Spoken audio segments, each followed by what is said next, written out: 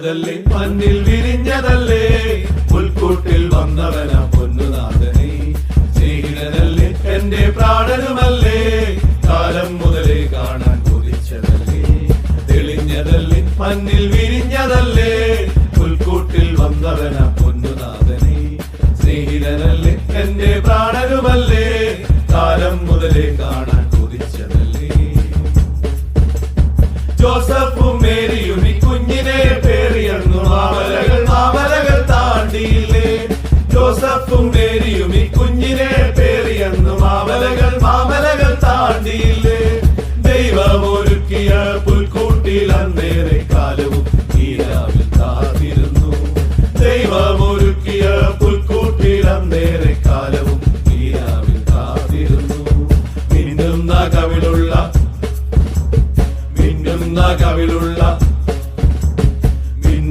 കവിളുള്ള ചേലൊത്ത പൈതല യേശുദേവനീ നാളിൽ അവതരിച്ചു മിന്നുന്ന കവിളുള്ള ചേലൊത്ത പൈതല യേശുദേവനീ നാളിൽ അവതരിച്ചു തെളിഞ്ഞതല്ലേ മണ്ണിൽ വിരിഞ്ഞതല്ലേ പുൽക്കൂട്ടിൽ വന്നവന പൊന്നുനാഥനെ സ്നേഹിതനല്ലേ എന്റെ പ്രാണനുമല്ലേ കാലം മുതലേ കാണാൻ കൊതിച്ചതല്ലേ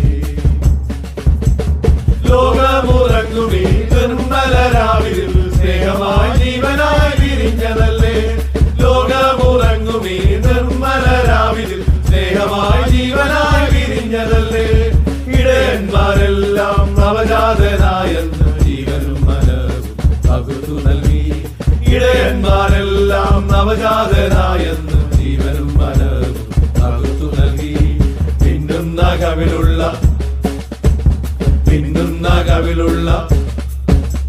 പിന്നുന്ന കവിളുള്ള ചേലൊത്ത പൈതല യേശുദേവനീ നാളിൽ അവതരിച്ചു മിന്നുന്ന കവിളുള്ള ചേലൊത്ത പൈതല യേശുദേവനീ നാളിൽ അവതരിച്ചു കാത്തുകൊള്ളണേ ഞങ്ങളെ കാത്തുകൊള്ളണേ പുൽക്കൂട്ടിൽ വന്നവന പൊന്നുനാഥനെ സ്നേഹിതനല്ലേ എന്റെ പ്രാണനുമല്ലേ കാലം മുതലേ കാണാൻ കൊതിച്ചതല്ലേ കാത്തുകൊള്ളണേ ഞങ്ങളെ കാത്തുകൊള്ളണേ പുൽക്കൂട്ടിൽ വന്നവന പൊന്നുനാഥനെ സ്നേഹിതനല്ലേ എന്റെ പ്രാണനുമല്ലേ കാലം മുതലേ കാണാൻ കൊതിച്ചതല്ലേ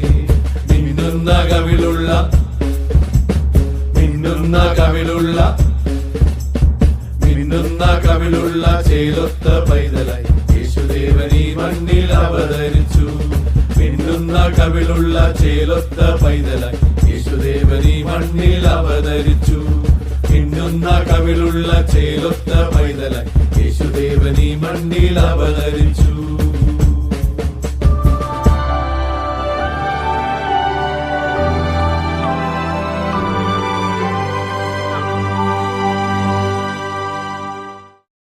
മയിലുകളെ കുയിലുകളെ ആർത്തുപാടുവിൻ രാജാതി രാജാവായി പിറന്നതല്ലേ മയിലുകളെ കുയിലുകളെ ആർത്തുപാടുവിൻ രാജാതി രാജാവായി പിറന്നതല്ലേ എന്റെ പൊന്നല്ലേ എന്റെ മുത്തല്ലേ എന്റെ കണ്ണോരും കൺമണിയല്ലേ എന്റെ പൊന്നല്ലേ എന്റെ മുത്തല്ലേ എന്റെ കണ്ണോരും കൺമണിയല്ലേ മയിലുകളെ കുയിലുകളെ ആത്തുപാടുവിൻ രാജാതി രാജാവായി പിറന്നതല്ലേ മയിലുകളെ കുയിലുകളെ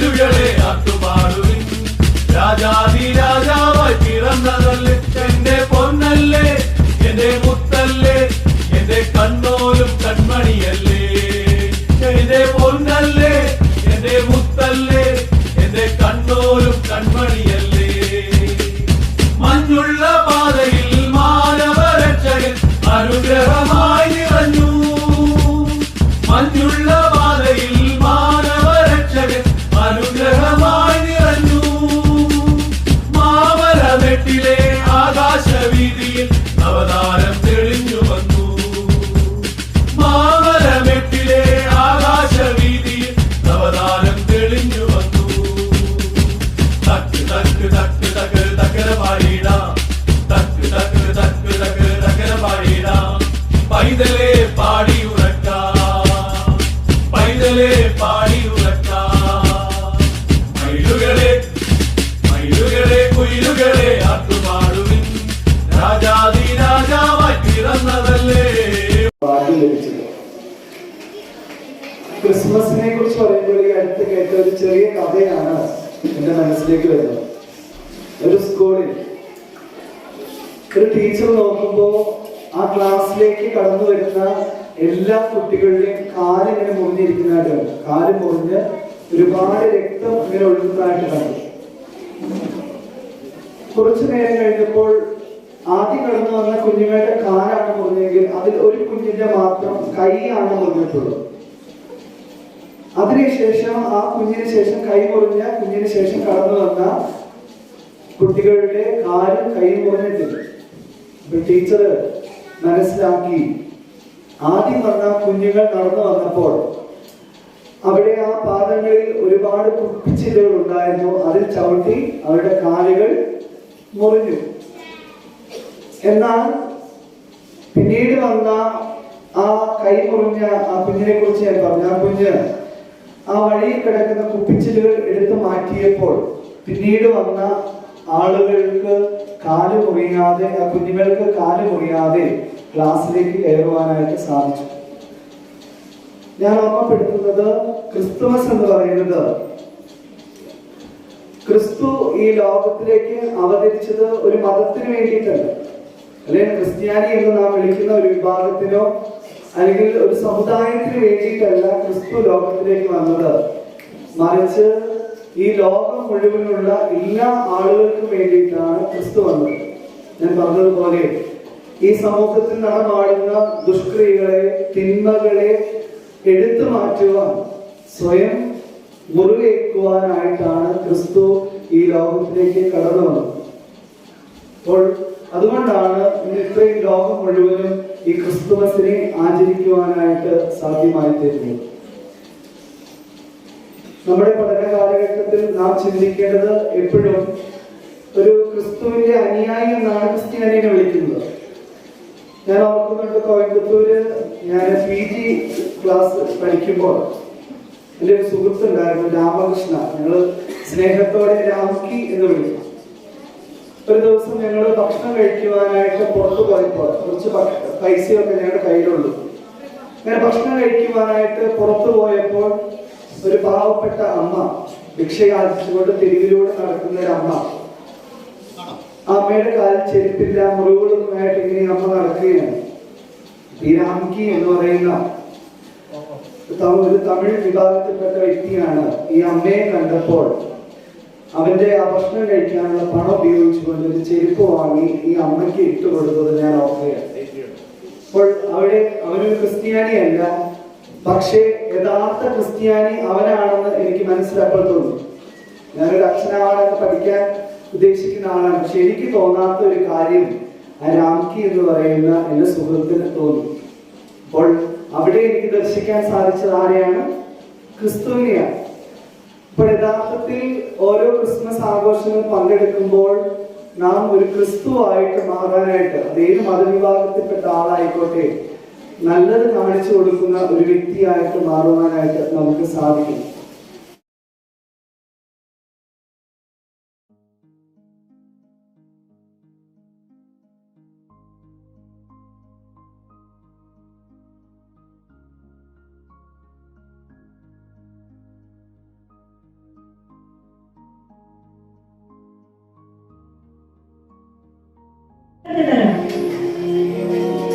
ഉണ്ണീശോയുടെ കഥ.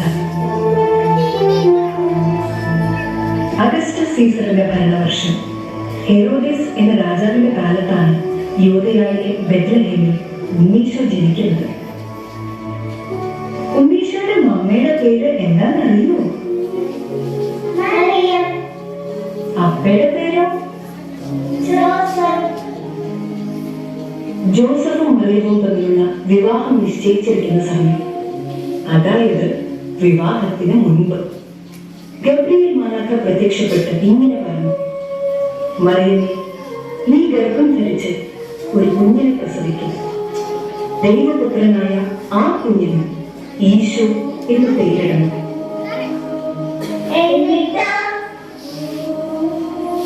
എന്നും ദൈവത്തിന്റെ ഇഷ്ടം മാത്രം ആഗ്രഹിച്ച അമ്മ പറഞ്ഞു, ഇതാ കർത്താവിന്റെ ദർശനം, നിന്റെ വചനം പോലെ എന്നിൽ നിറവേറട്ടെ. അങ്ങനെ ഏതാനും നാളുകൾക്ക് ശേഷം നസ്രത്തിൽ നിന്നും യൂദയായിലെ ബെത്ലഹേമിലേക്ക് അവർ ഒരു യാത്ര നടത്തി.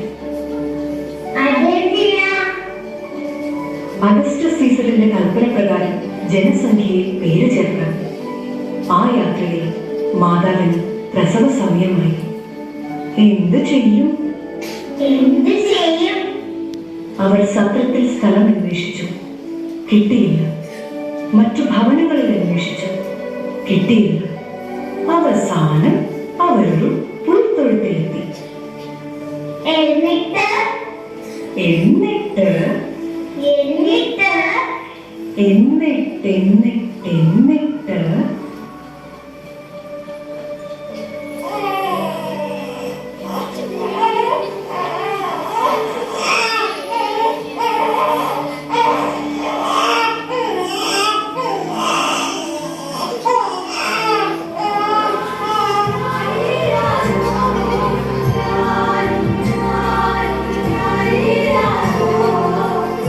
മാതാവ് ഈശോയെ വെള്ളക്കച്ചയിൽ പൊതിഞ്ഞ് പൊയ്ത്തൊട്ടിയിൽ കിടത്തി.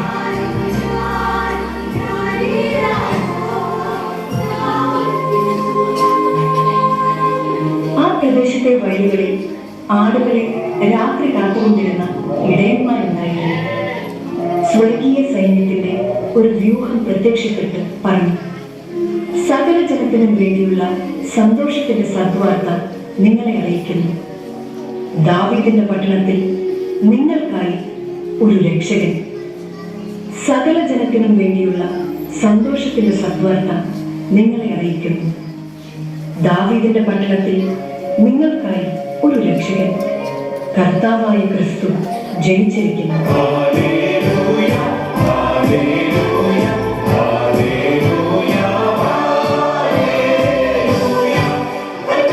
അവരാണ് ഉണ്ണീശോയെ ആദ്യം കണ്ടത്.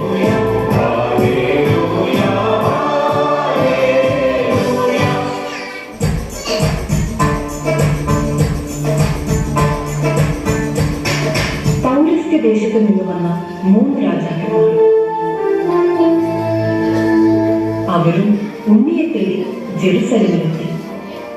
കിഴക്ക് അവർ കണ്ട ആ നക്ഷത്രം, അത് അവർക്ക് മുന്നിൽ നീങ്ങിക്കൊണ്ടിരുന്നു. അത് ഉണ്ണി കിടക്കുന്ന സ്ഥലത്തിന്റെ മുകളിൽ വന്നു നിന്നു.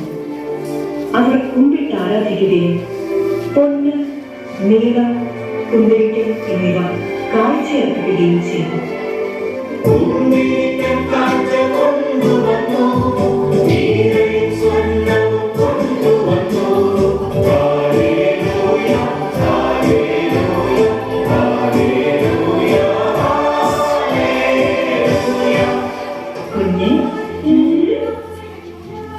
സന്മനസ്സുള്ളവരിലാണ് ഈശോ വരുന്നത്. നല്ല മനസ്സുണ്ടാകട്ടെ എന്റെ കുഞ്ഞിന്. എന്തെന്നാൽ സന്മനസ്സുള്ളവർക്കാണ് സമാധാനം.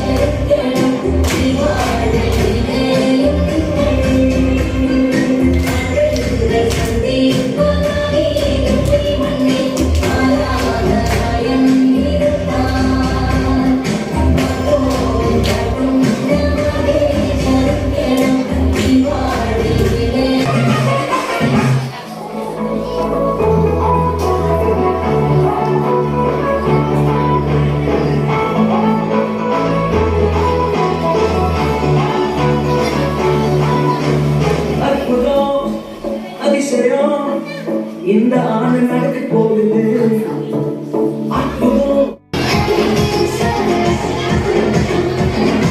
வெறுத்தை இன்சியரை அப்புறமாறோ Ebola stella di mati blandi anoni Alam naman niya di may mga happy Christmas